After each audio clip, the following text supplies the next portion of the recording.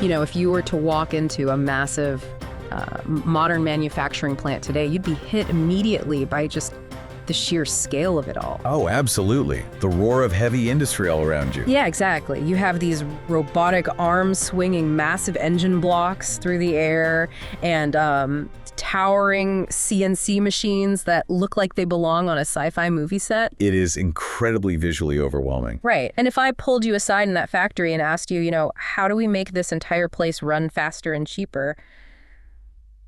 What would you say? Well, the natural instinct. Your first instinct, and honestly the instinct of almost anyone looking at that environment, would probably be to just look at those massive machines and say, well, crank up the speed. All right, just make the motors spin faster, make the robots push harder. Exactly. It makes total sense on the surface. But what if I told you that the real secret to modern manufacturing, the true bottleneck of global production, has absolutely nothing to do with that roaring machinery? Which is wild to think about. It is. What if the secret is actually microscopically thin? It's entirely counterintuitive when you are standing in a room full of giant metal cutting equipment. We naturally tend to focus on the macro. The big stuff. Exactly. We look at the size of the robotic arm, the horsepower of the main spindle, the physical footprint of the factory floor. But the harsh reality of modern production is won or lost at the micro level. Down to the fraction of a millimeter. It all comes down to the microscopic point where the tool actually touches the metal it's trying to cut. And that brings us to our mission for today's deep dive. We are looking at a really fascinating stack of source material today, specifically the ISCAR blueprint for advanced tool coating performance. A very detailed blueprint, I might add. Very detailed. We are going to explore how ISCAR's advanced physical vapor deposition, or PVD, and chemical vapor deposition, CVD coatings, act as the ultimate performance enhancer for these cutting tools. It's basically a chemical superpower. Yeah, we're going to see how these invisible microscopic layers completely transform the economics of the entire manufacturing process. Because, reading through this blueprint, it becomes incredibly clear that we are operating in a totally different landscape now compared to even 20 years ago. We really are. To set the context for you, it's vital to understand that modern machining efficiency is a highly complex equation. It's not just spin it faster. Right. In the past, maybe a factory manager could just measure success by cutting speed alone. If the machine was loud and chips of metal were flying everywhere, you were making money. Just brute force. Exactly, brute force. But today, it's an intricate balance involving tool life, process stability, surface quality, and ultimately the cost per part. You can't simply ramp up the RPMs and hope for the best. Because things will just break. They will shatter. You have to consider how long that specific cutting tool will survive under extreme stress, whether the cut will be clean enough to avoid sending the part to a secondary finishing process. Which takes more time and money. And whether the process is stable enough that you can turn the lights off, lock the doors, and let the machine run unattended overnight. That is the multi-dimensional equation ISCAR is trying to solve here. So, to really grasp the solution they came up with, I think we first have to understand the core problem. Let's talk about the naked tool. The unprotected tool. Right. The best way I can picture this is imagining you are sending a highly trained knight into a brutal, heavy combat battle, but you're sending them out there without a single piece of armor. Just a linen shirt. Just a linen shirt and some enthusiasm. That is essentially what an uncoated cutting tool is in modern production, right? It's bare, it's exposed, and it is going to get absolutely chewed up. And the dragon they're fighting in this scenario is a solid block of aerospace-grade titanium spinning at 10,000 revolutions per minute. Which is terrifying. It is. The environment at the microscopic tip of a cutting tool is unbelievably violent. When a bare metal tool engages with a metal workpiece, it is subjected to a combination of extreme conditions that cause it to fail incredibly fast. Because of the heat, mainly. That's a huge part of it. You have localized heat generated by the sheer physical force of the cut. We are talking about temperatures that can easily glow red hot. Wow. And then you have extreme physical wear from the metals just violently grinding against each other. But the blueprint mentions that it's not just physical rubbing, though. The sources outline this multi-front war the tool has to fight. And I was actually surprised to see so much chemistry involved. The chemical wear is arguably the most destructive part. Yeah, obviously you have friction and abrasion, but then the text brings up things like adhesion, diffusion, and oxidation. What is actually happening to the tool on a chemical level? That's where it gets wild. Let's start with diffusion wear. Okay. When you press two metals together under immense heat and pressure, The atoms from the cutting tool itself will literally try to migrate or diffuse into the metal chip that is being carved away. Wait, so the tool is actually dissolving into the waste then? Exactly. The tool is essentially bleeding its own structural integrity into the waste material. That is insane. Then you have oxidation, which is the tool chemically reacting with the oxygen in the air because of those high temperatures, causing the metal to degrade and crumble. Like rapid rusting. Very much like that. And adhesion is another nightmare entirely. What happens with adhesion? That's when the material you are cutting gets hot, gets sticky, and physically welds itself to the cutting tool. So it clumps up. Right. And every time a new piece of metal comes around, it rips that microscopic weld apart, taking chunks of the tool with it. So ISCAR's advanced coatings step in as that functional protective layer, the Knight's armor we talked about, between the tool substrate and the cutting zone to stop all of this. That is exactly their function. And before we go further, when the sources say tool substrate, what are we actually talking about? What is the tool made of underneath all this armor? In modern manufacturing, the substrate is usually a cemented carbide. Cemented carbide? Yes, it's a very heavy, incredibly dense composite material. If you held a small piece of it in your hand, it would feel surprisingly heavy for its size, much heavier than standard steel. Okay, so it's a solid, tough base. It's tough, it's very hard, but as we just discussed, if you leave it completely naked and exposed to those chemical and thermal attacks, it breaks down rapidly. So the armor is mandatory? Yes. The ISCAR coatings act as a highly engineered barrier that stops those chemical mechanisms dead in their tracks while significantly improving thermal stability. What caught my eye was the sheer versatility of this armor. You might assume a highly specific chemical blocking armor only works against one specific type of metal. That would be a logical assumption. Right. But these ISCAR coatings work across a massive range of incredibly tough materials. The sources list carbon steels, stainless steels, cast irons, hardened materials, and superalloys. That versatility is critical for a modern machine shop. They rarely cut just one type of metal anymore. They have to be adaptable. Absolutely. A shop might be milling standard, easy to cut carbon steel on a Tuesday morning, and then switching over to a high-temperature superalloy by Tuesday afternoon. What's a superalloy used for? Things like the inside of a jet engine turbine. Metals that are specifically designed to resist melting. The tool has to be able to handle both extremes without being swapped out constantly. Okay, let's unpack this. Let's look at the first major piece of technology ISCAR brings to the table to solve this. PVD, or physical vapor deposition. The precision option. Right. From what I'm reading, this seems to be the precision armor. What exactly makes PVD the go-to choice for really detailed work? PVD is a cornerstone of ISCAR's offering. And the most crucial advantage, the real why behind using this specific process, is the temperature at which it's applied. Applied at the factory where the tool is made, you mean? Correct. Physical vapor deposition is applied to the bare carbide tool at relatively low temperatures compared to other industrial coating methods. But why does the temperature of the factory making the tool matter to the person eventually using the tool? Think about what happens to metal when you heat it up. It gets soft. It can warp, it can soften, its microscopic grain structure can change entirely. Because PVD is applied at a lower temperature, it perfectly preserves the original strength and integrity of the underlying carbide substrate. Oh, so the base tool doesn't get damaged while being armored? Precisely. And more importantly, it keeps the cutting edge of the tool incredibly sharp. You don't get any rounding, warping, or dulling of that razor-sharp edge during the coating process. That makes sense. That makes PVD the absolute ideal choice for operations that require extreme precision, like fine milling, delicate drilling, and final finishing work, where the part needs to look like a mirror. The blueprint specifically highlights ISCAR's titanium aluminum nitride and aluminum titanium nitride-based PVD coatings. Yes, very specific chemical makeups. They mention these are used across specific tool grades, like the IC900 and IC800 series. But here is the massive aha moment for me in the research. These coatings use nanolayer and nanostructure designs. And this is where the engineering is just brilliant. Yeah, so this isn't just one solid, uniform block of material sprayed onto the tool. And because of this specific nanostructure, the sources say the tool gets a dual superpower.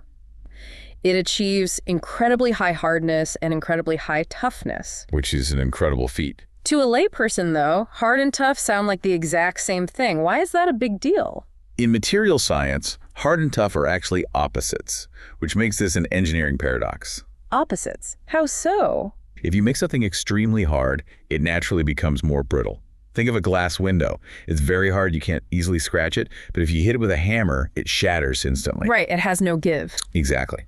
If you make something tougher and more able to absorb impact, it has to become softer and more flexible, like a rubber tire. Okay, I see. Achieving both high hardness to resist scratching and wear, and high toughness to absorb impacts without shattering, is the holy grail of material science. And because they pulled off this paradox with these nanolayers, these PVD coatings can resist something called flank wear, which the blueprint describes as the physical rubbing on the side of the tool, but they also resist microchipping during interrupted cuts. Interrupted cuts are brutal.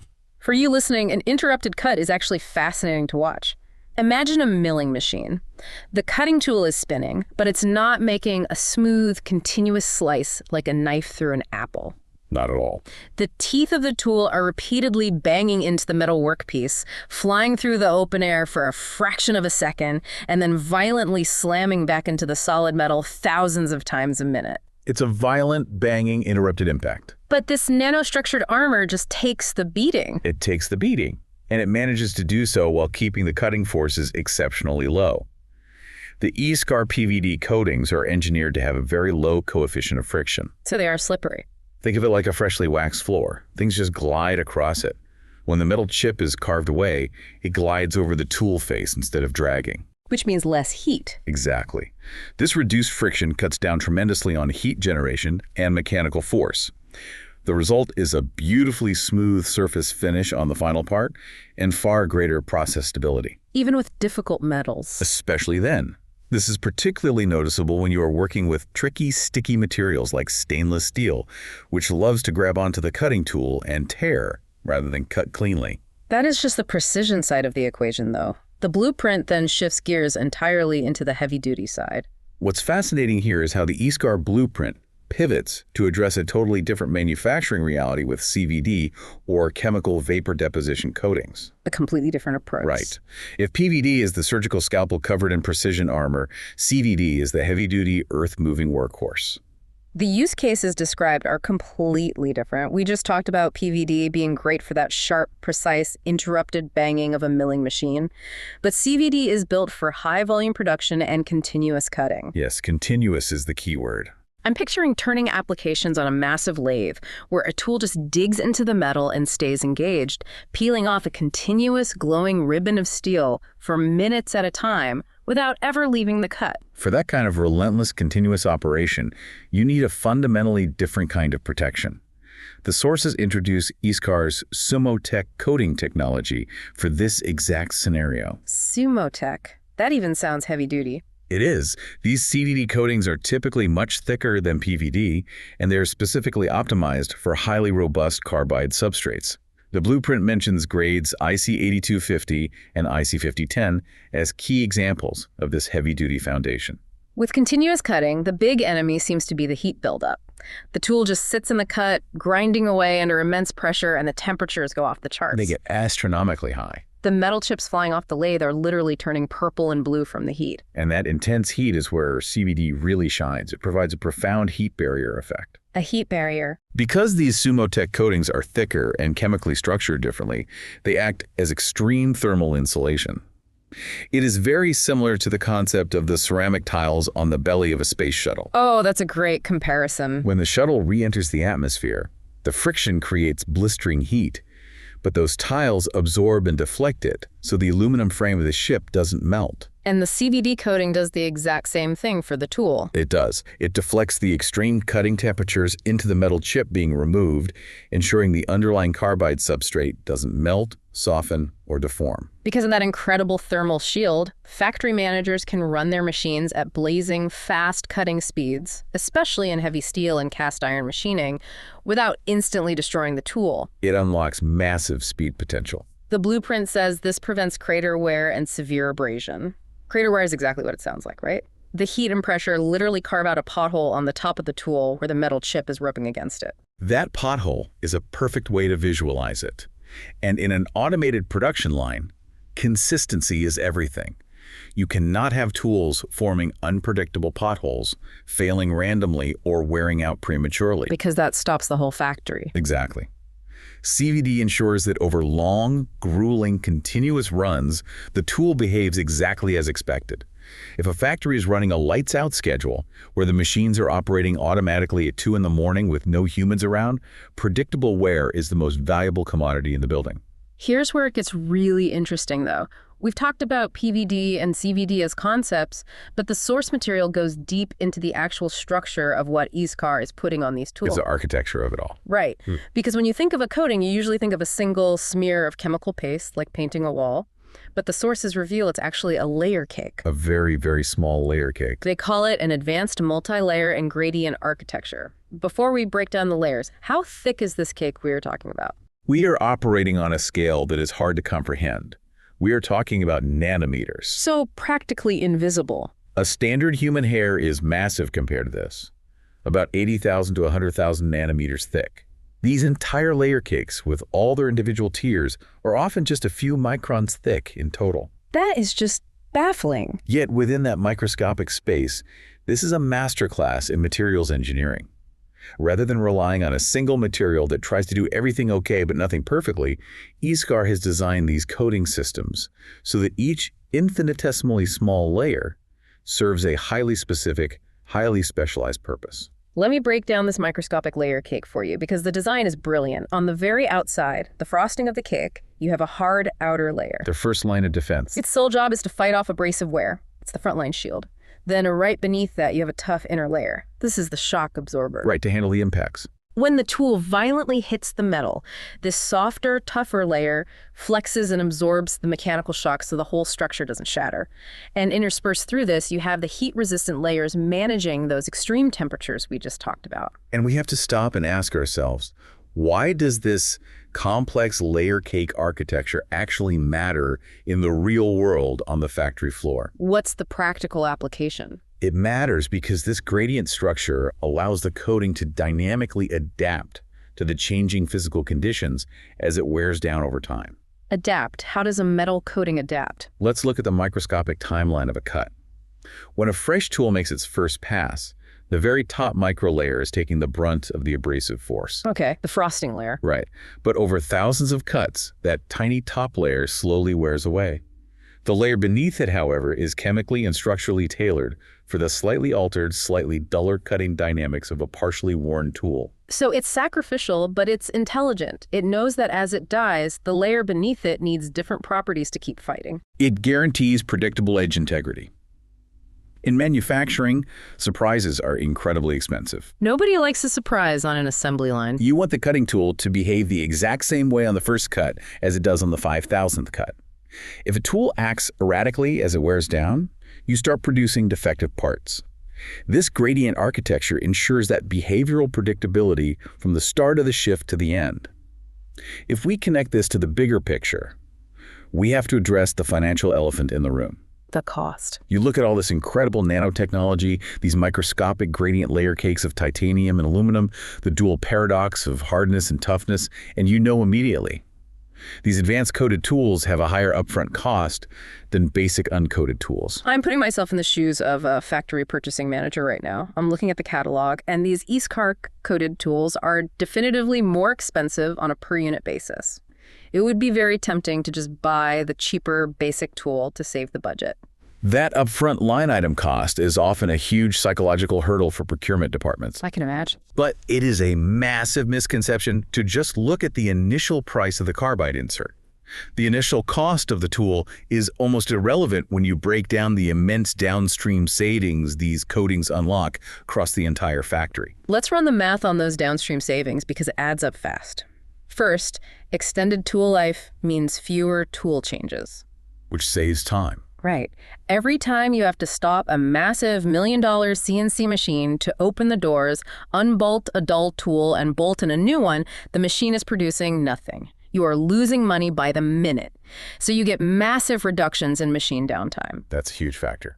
Second, because of those thermal barriers and low friction surfaces, you have faster cycle times. You can run higher speeds and higher feeds, meaning you are carving away metal at a much faster rate. You are literally producing the final part faster. Third, and perhaps most importantly, improved process reliability means significantly less scrap and less rework. Scrapping a part is the worst-case scenario. Let's say you are machining a large, complex aerospace part out of titanium. By the time it gets to the final finishing cut, that piece of metal might already have $10,000 of machine time and human labor invested in it. $10,000 just sitting there. If you use a cheap, unpredictable tool for that final cut and it breaks or chips, it will gouge the workpiece. You have just ruined a $10,000 part to save $20 on a cutting tool. That is a terrible trade-off. Exactly. When you factor in the reduced machine downtime, the increased production speed, and the zero scrap reliability, ISCAR drastically lowers the ultimate metric that matters, the cost per part. I want you to consider how often this happens in your own life outside of a factory. How often does spending just a little more on the initial contact point save you massive amounts of time, money, and headaches in the overall system? It's a universal rule, really. It's like buying the absolute cheapest tires for a high-performance sports car. You technically saved money on the tires, but you ruined the handling, the braking, and the acceleration of a $100,000 car. And you'll probably end up crashing in the rain. That is exactly what it's like. The cutting tool is the tire of the manufacturing world. It is the only thing actually touching the road. That analogy scales perfectly to the factory floor. The ISCAR blueprint is very clear that simply buying a coated tool is not a magic wand. You still have to know what you're doing. Right. You cannot just slap high-performance tires on a car with a broken suspension and a failing engine and expect to win a race. Achieving the maximum economic benefit requires treating the entire machining process as a holistic, optimized system. So the coating has to be paired with everything else around it. You have to match the specific PVD or CVD coating with the right carbide grade underneath it, the correct physical geometry of the tool shape, the specific metal alloy you are trying to cut, The feed and speed parameters programmed into the computer, your high-pressure coolant strategy, and even the physical rigidity of the machine itself. That's why ISCAR approaches this by building application-specific tool families. They aren't just selling a bucket of coating. They're engineering an entire system where the physical geometry, the heavy carbide substrate, and the microscopic layers of the PVD or CVD coating are designed to function together in harmony for a specific task. It all has to work as one unit. If your CNC machine isn't rigid and shakes during the cut, or your coolant is spraying in the wrong direction, even the most advanced nanostructured coating in the world will underperform. It is a symphony of variables that must be tuned correctly. So what does this all mean? We've looked at the microscopic nanolayers that are a fraction of a human hair. We've looked at the thermal shock barriers that mimic space shuttles. And we've looked at the macroeconomics of the factory floor. We've covered a lot of ground. We really have. The core takeaway from the ISCAR blueprint is clear. The manufacturing industry is being pushed harder than ever before. Everyone demands tighter tolerances, higher efficiency, and a massive industry-wide push toward automation where machines run themselves. A lights-out factory. In that unforgiving environment, advanced PVD and CVD coatings are no longer a luxury. They aren't a fancy optional upgrade for shops with a little extra budget at the end of the year. They are an absolute necessity for survival.